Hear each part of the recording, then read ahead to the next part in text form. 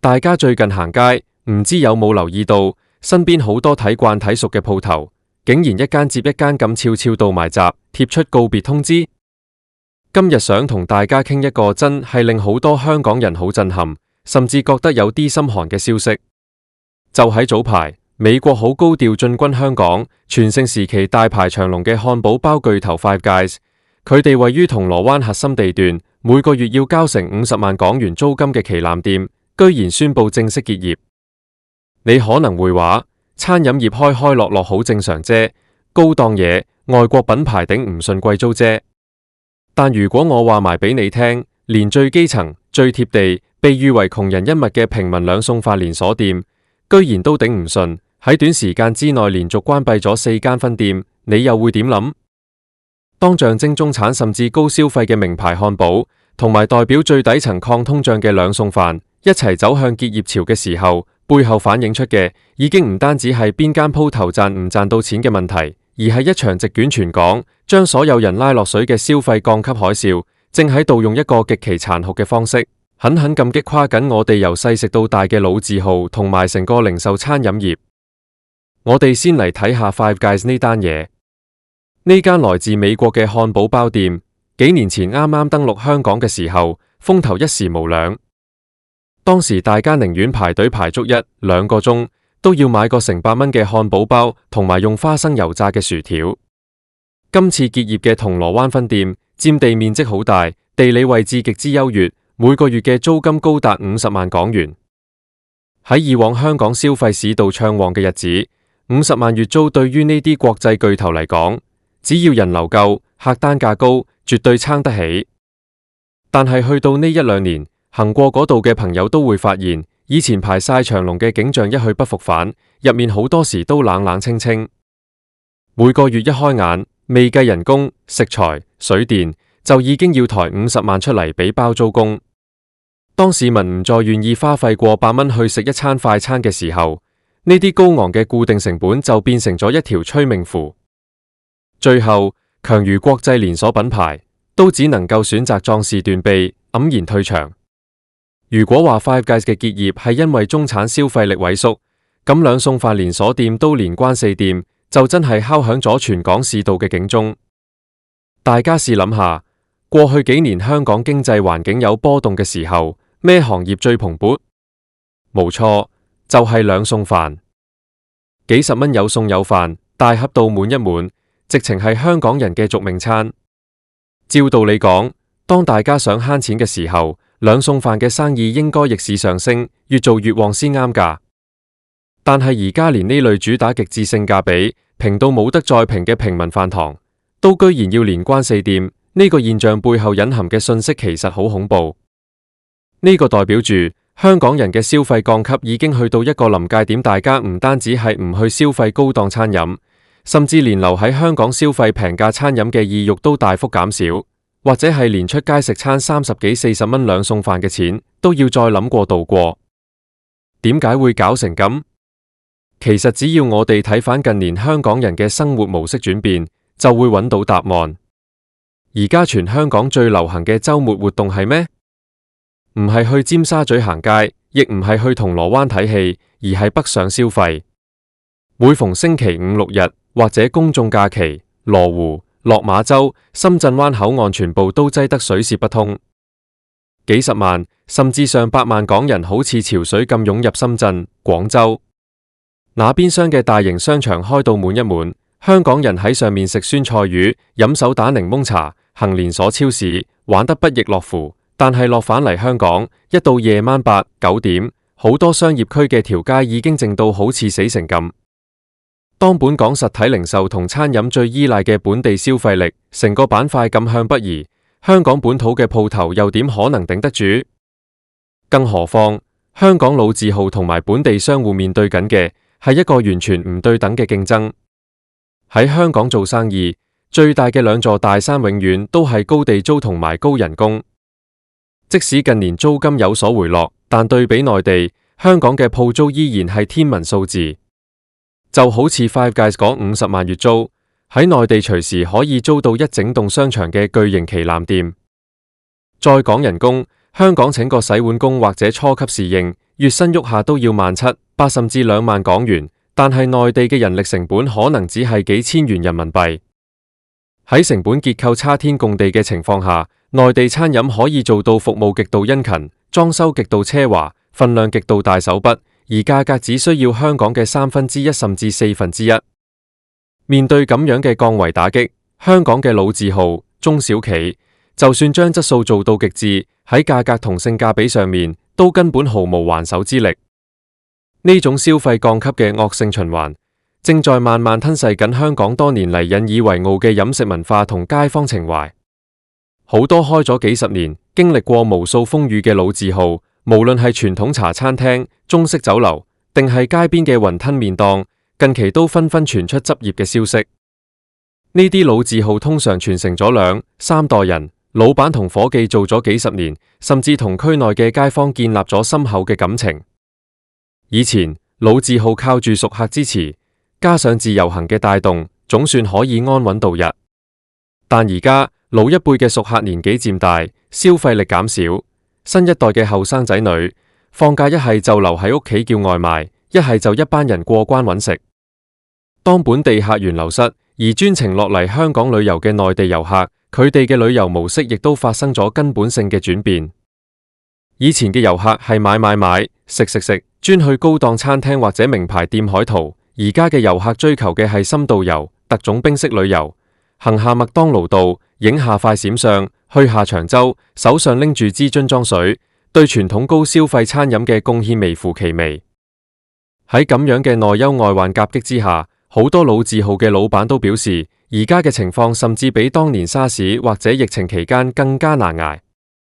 因為以前嘅危機，大家都知係暫時性嘅，只要捱過咗個疫情，自由行一開，經濟一復甦，生意就會返嚟。所以當時大家肯咬緊牙關，問銀行借錢，或者求業主減租，去撐過嗰段時間。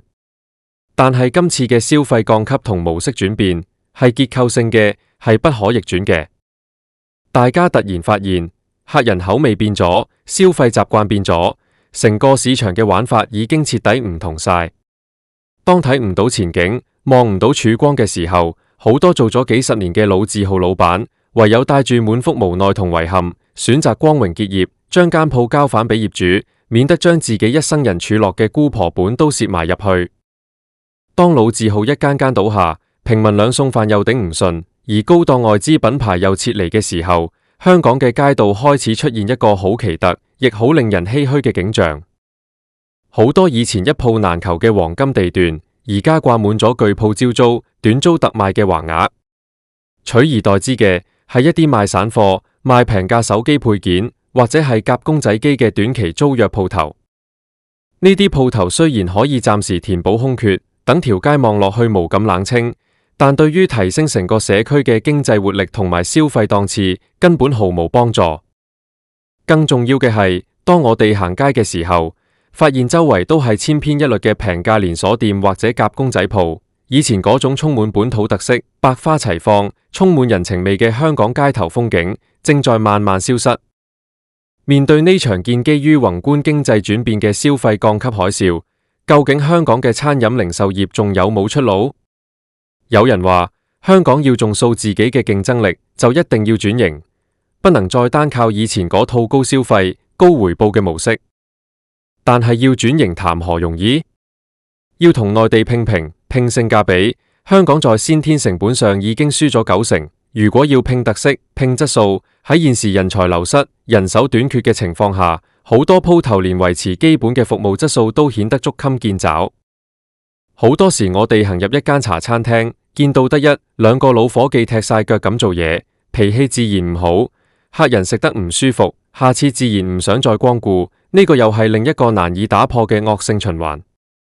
講到尾，Five Guys 嘅撤離同兩餸飯嘅結業，只係呢場大時代變革入面嘅2個縮影。佢哋話俾我哋聽，市場嘅規則已經變咗。喺呢個全民講求性價比、消費力謹慎嘅時代，無論你係身價高昂嘅國際巨星，定係平易近人嘅基層恩物，只要跟唔上消費者步伐嘅轉變，或者冇辦法喺高昂成本同大眾預算之間揾到平衡點，最終都難逃被市場淘汰嘅命運。香港餐飲業經歷過無數次嘅高低起跌，由上世紀嘅大笪地、大排檔，到後嚟嘅茶餐廳文化、新派融合菜，每一次都展現出極強嘅韌性同適應力。但今次呢關，面對全方位的消費降級同生活模式嘅根本性轉變，香港嘅創業者同老字號真係需要付出比以往多10倍甚至100倍嘅智慧同勇氣，先有可能喺呢條充滿荊棘嘅轉型路上，重新揾到屬於香港製造嘅獨特價值與生存空間。當我哋回望呢幾年嘅轉變，更加會明白到消費降級唔單止係一個經濟名詞，佢切切實實咁影響緊我哋每一個人嘅日常。以前大家放工可能隨手都會同同事去食餐日本菜，或者去酒吧飲2杯放鬆下。而家大家可能更多係諗緊點樣趕車過關，或者去超級市場買個特價便當返屋企算數。呢種心態上嘅轉變，由中產傳導到基層，再由市民傳導到商戶。當每個人都想將個荷包冚得緊一緊嘅時候，成個社會嘅經濟齒輪就會越轉越慢。Five Guys 講50萬月租，買到嘅係一個國際品牌對香港核心商業區嘅信心，而呢個信心的告終，正正代表住舊有商業神話嘅破滅。與此同時，兩餸飯嘅連關4店亦打破咗好多人盲目樂觀嘅幻想。以前好多人以為經濟差就做平民生意，平民生意一定穩賺不賠。但事實話俾我哋聽，當消費降級去到極致嘅時候，市民連基本嘅外出就餐次數都會減少。內地網購、團購菜包，甚至自己煮，都成為咗替代方案。兩餸飯以前靠住平、靚，正搶佔咗傳統茶餐廳同快餐店嘅市場。但當市場上嘅競爭者越來越多，而整體客源個餅越縮越細嘅時候，兩餸飯內部都開始出現內卷。為咗搶客，大家只能夠繼續打價格戰，38蚊變35蚊，35蚊變32蚊。但係香港嘅人工、租金、食材成本無跌過啊！利潤空間被壓縮到極致嘅結果，就係連最平民化嘅連鎖店都頂唔順，只能夠選擇關門大吉。睇到呢度，好多街坊可能會覺得好無奈、好無助。我哋眼見自己由細食到大嘅雲吞麵鋪，街角嗰間充滿蛋香味嘅雞蛋仔檔，仲有陪住我哋成長嘅港式茶餐廳一間間咁消失，換嚟嘅係冷冰冰嘅空置鋪位或者無人看管嘅夾公仔機。呢種轉變，失去嘅不單止係一嚿食物、一間鋪頭，而係香港人集體回憶嘅一部分，同埋那種獨有嘅社區溫度。當一個城市嘅街道失去咗特色，變得面目模糊嘅時候，佢對本地人同埋外地遊客嘅吸引力，自然就會與日俱增咁跌落去。不過喺呢片看似黯淡嘅前景當中，係咪就完全失去咗希望呢？歷史話俾我哋聽，香港人最叻嘅就係靈活變通。當舊嘅路行不通嘅時候，往往就會逼出新嘅生存方式。我哋亦都見到有啲年輕一代嘅餐飲創業者開始嘗試打破傳統框架，佢哋唔再一味追求喺銅鑼灣、尖沙咀租幾十萬嘅地鋪，而是轉戰工廠大廈或者偏遠一點但充滿社區特色嘅小巷。佢哋利用社交媒體、網絡營銷，將鋪頭打造成極具個性嘅品牌。佢哋不拼規模、不拼價格，專注做1、2款極致嘅特色產品，靠着真正嘅口碑去吸引專程慕名而來嘅食客。這種小而美、精而專嘅經營模式，或許就是香港餐飲零售業喺消費降級大潮下，其中一條可以突出重圍嘅新血路。總括而言，50萬月租嘅 Five Guys 結業，同埋平民兩餸飯連關4店，係時代俾香港餐飲零售業嘅一份考卷。呢場消費降級嘅風暴，無情咁將舊有嘅高成本經營模式擊碎，同時亦迫使所有人都要停低落嚟，重新審視同思考香港餐飲業嘅未來。老字號嘅離去固然令人傷感，但亦騰出了空間，讓新嘅創意同模式有機會萌芽。面對不可逆轉嘅大趨勢，一味緬懷過去嘅輝煌或者抱怨環境嘅艱難，並不能解決問題。唯有真正面對現實，放下身段，發揮香港人刻苦耐勞、敢於創新嘅獅子山精神，喺危機入面尋找轉機，香港嘅飲食文化同本土經濟，先能夠喺呢場洗牌過後，鳳凰涅重新散發出屬於呢座城市嘅獨特光芒。